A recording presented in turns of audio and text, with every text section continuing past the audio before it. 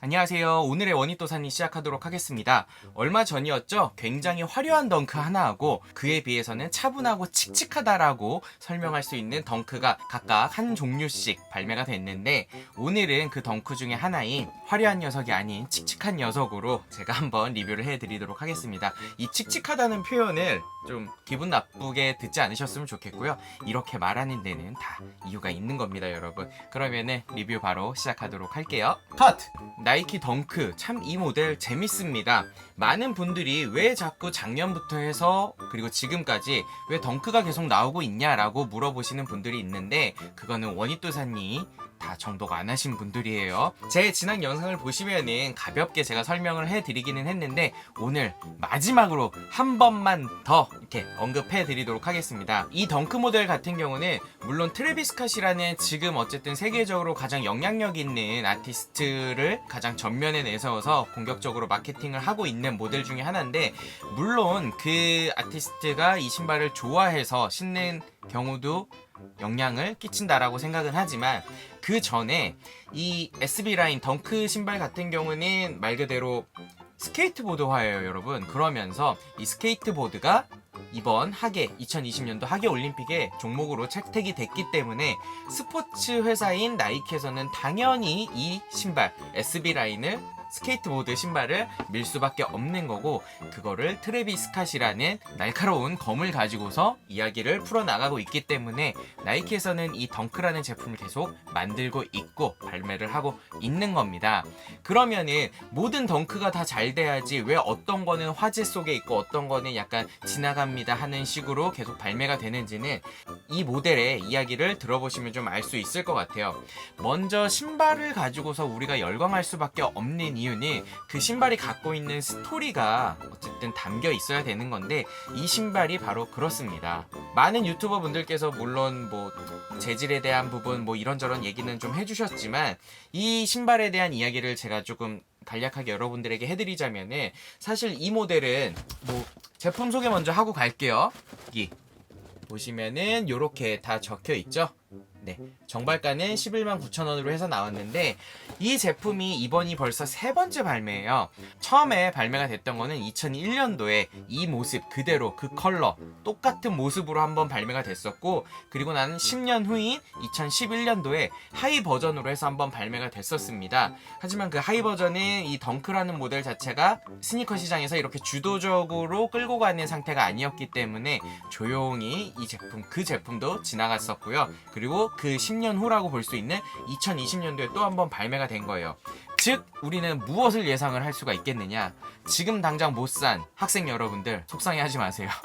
10년 뒤에 한 번 더 나올 수 있다라는 추측을 우리는 할 수가 있습니다. 어찌됐건 이 제품은 2001년도에 한번 발매가 됐던 모델인데, 이 신발이 얘기가 될 때는 꼭 두 가지 모델이 같이 언급이 됩니다. 베니어라고 하는 모델하고 세라믹이라고 하는 모델인데, 이 세 가지 모델을 하나로 묶어서 어글리 더킹 팩이라고 많이들 이야기를 하세요. 이 어글리 더킹이라는 게 우리가 너무 잘 알고 있는 이 미운오리 새끼의 영어식 표현인데, 이 신발을 포함한 그 나머지 두 아이들이 왜 어글리 더킹이라고 불렸냐면요, 뭐라 그럴까요? 나이키에서는 SB 라인이 정식으로 어떤 브랜드 라인을 갖고서 나오기 전에 프로비라고 하는 그 라인으로 해서 SB의 전신격으로 해서 이런 모델들이 막 나오고 있었어요. 근데 그런 모델들은 좋다 이겁니다. 지금 제가 사진을 뭐 다 띄워드렸지만, 그때 당시에 사용했던 어떤 문화적인 컬러가 있을 거고 스타일이 있을 거고 패션의 어떤 컬러 코드가 있었을 텐데, 그런 것들을 모두 배제한 그 당시에 평범하다고 그리고 일반적이다라고 하는 그런 컬러들을 모두 배제하고 정말 독특한 컬러들이 쓰이면서 되게 낯설게 느껴지는, 그거를 넘어서 비주류의 컬러라는 이제 그런 표현을 많이 썼다라고 해요. 그래서 그 세 가지 모델을 어글리 더킹 팩이라고 하는데, 뭐 혹자는 바이오텍, 얼마 전에 발매됐었던 바이오텍까지 포함해서 어글리 더킹 팩이라고 부르는 경우도 있습니다만, 진짜 이 신발을 좋아하는 분들은 그 모델은 뺀다라고 해요. 왜냐? 바이오텍은 2002년도에 발매가 된 모델이기 때문에 2001년도에 나왔던 이 아이하고는 같이 어깨를 나란히 할 수가 없다라는 뭐 그런저런 이야기를 한다라고 합니다. 그런 표현 자체가 굉장히 좀 재밌는 것 같아요. 그래서 이 제품이 나왔으니 나머지 두 가지 모델들도 나올 수 있다라는 생각을 우리는 해볼 수가 있는데 뭐 모르겠습니다. 나와줄지 아니면 그냥 지나갈지는 네, 그거는 나이키가 알고 있는 거니까 그렇게 한번 보도록 하겠고요.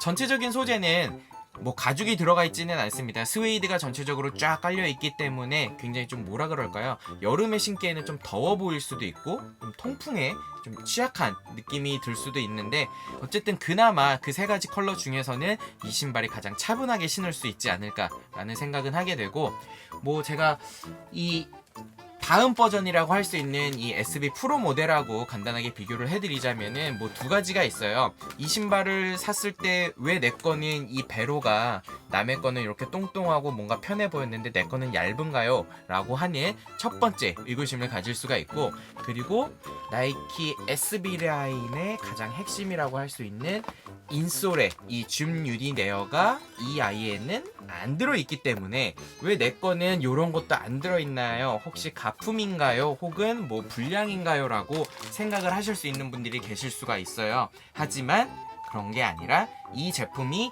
개선되고 개량되고 업그레이드돼서 이런 SB 프로 라인으로 나왔다라는 점 좀 참고를 해주셨으면 좋겠습니다.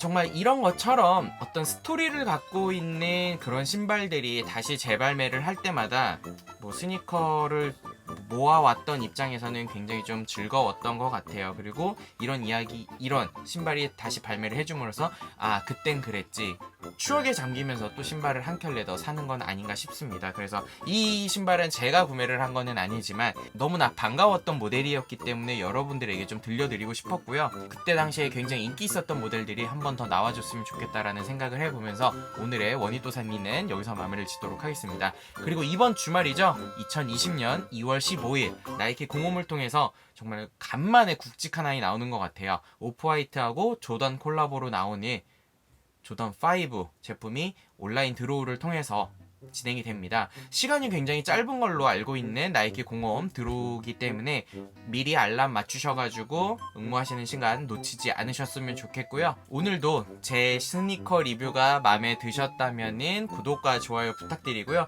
뭐 원희피켓니 지난 영상 너무나 좋아해 주셔가지고요.